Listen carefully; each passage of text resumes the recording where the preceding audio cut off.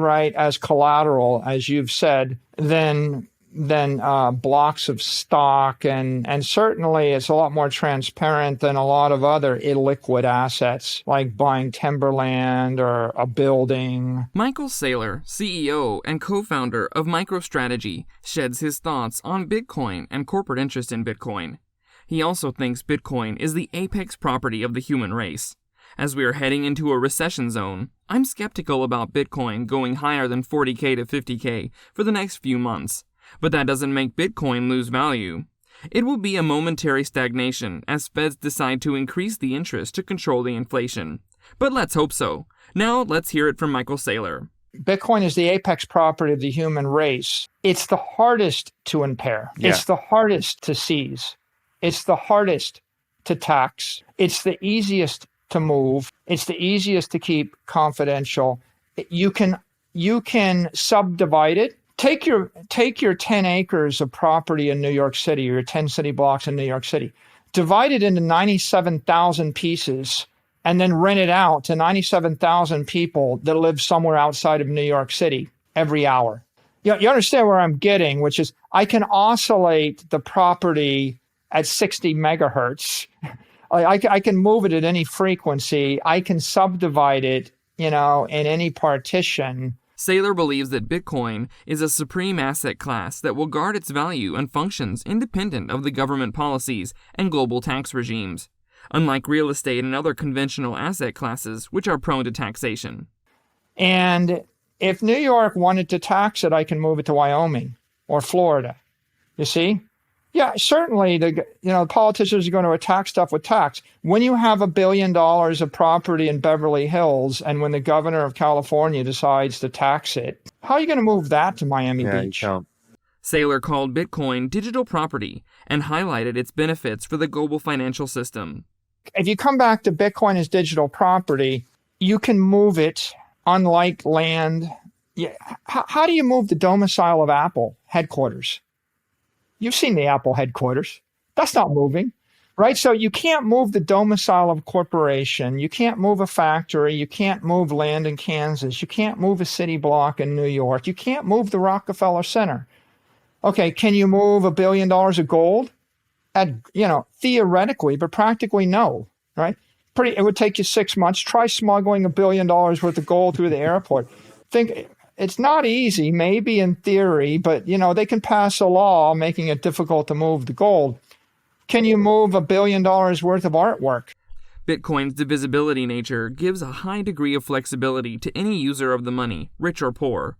The more that money is able to be split into smaller parts, the more it can accommodate the various scales of commerce within a society.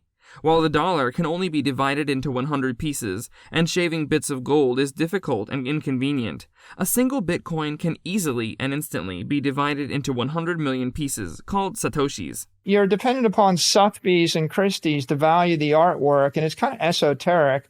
You might get the Crown Prince to buy your artwork, but there are a lot of people in the world that don't really need your artwork. Try subdividing a Picasso by 97,000 into 97,000 pieces, lending it out on the weekend, and then combining again on Monday morning. Not going to happen. So, Bitcoin. Can I move $4 million worth of Bitcoin? Move it to Tokyo? Well, 2 days ago, someone moved $2 billion of Bitcoin for like 78 cents, Rel. 78 cents to move $2 billion of digital energy anywhere on Earth.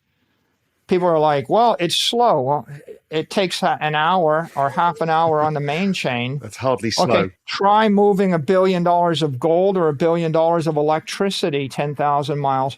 Yeah, okay. Build yourself the pipeline to move $1 billion of natural gas 10,000 miles. Can't move it at all. Chemical energy doesn't move. We had contango in the oil market when petroleum prices went negative. Why? Because you can't store oil, right? Store $1 billion of oil as an individual. Can't do it. You can store $1 billion of Bitcoin on an Android phone that costs $50. You can move it at the speed of light. They're discovering that in El Salvador right now via the Lightning Network. We're moving digital energy at the speed of light at a transaction cost of 1 Satoshi. 1/2000th of a cent is the price. According to Yahoo Finance, on October 16, 2018, a Bitcoin user moved 29,999 BTC worth $194 million with a 10-cent fee, a transaction which, with banks, would cost tens of thousands of dollars. An often pushed narrative against cryptocurrencies like Bitcoin and Ethereum is that it is expensive to clear transactions due to fees sent to miners. However, the $194 million payment on the Bitcoin blockchain demonstrates the potential of consensus currencies to optimize cross-border payments significantly. On the other hand, $1 million through a bank costs $10,000 plus. Also, Saylor talks about the advantages of owning Bitcoin over owning a property and renting it out. There's not going to be a property tax. You don't have a maintenance charge. It doesn't spring a leak. It doesn't burn down. There is no eminent domain. You don't have to evict your tenants. Nothing. Yeah, all sorts of things like that. It's unique, Raoul, in this respect. For instance, Bitcoin is theoretically one of the most decentralized blockchains in existence. The Bitcoin is the most decentralized digital property, right? It's the highest quality digital property. We want to create a digital property running on a decentralized network that's owned by everyone and no one, right? That's the real key. It can't pass the Howey test. We can't have, no one can shut it down. You can't have people upgrading it every quarter or every 6 months. You can't have a CEO of it. You can't have a CTO of it. You can't, you need to have something completely decentralized. Bitcoin was designed in a way where anyone can use a computer to become a part of the network's consensus mechanism, mine Bitcoin, and take part in the voting process. This was the prime example of what a truly decentralized network should look like. This current action from feds should be halting Bitcoin to go to its highest potential. As I said, it will be a momentary stagnation.